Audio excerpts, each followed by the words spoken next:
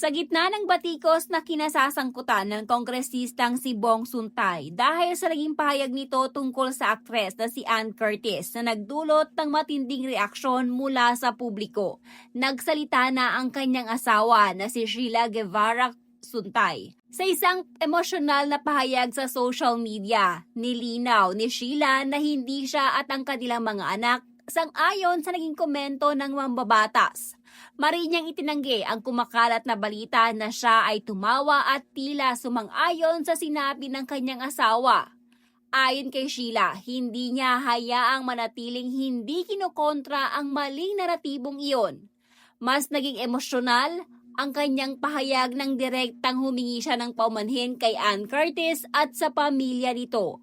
Ayon sa kanya, walang babae ang dapat pagsalitaan o tratuhin ng ganung paraan. Dagdag pa niya, nauunawaan niya kung bakit maaaring hindi sapat ang simpleng paghingi ng paumanhin, ngunit nais niyang iparating na taus-puso ang kanyang paggalang sa aktres.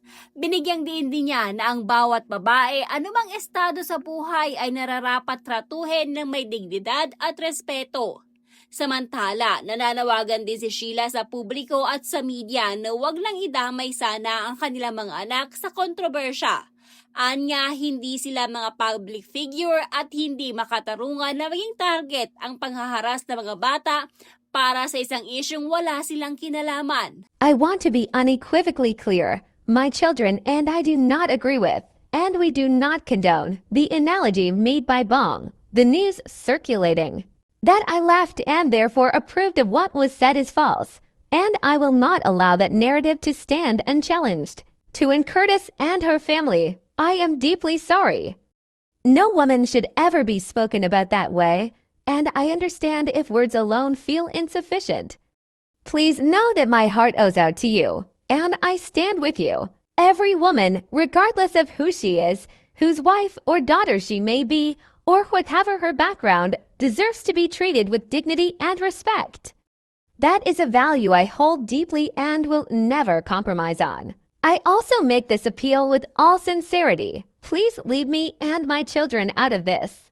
We are not public figures. My children are children.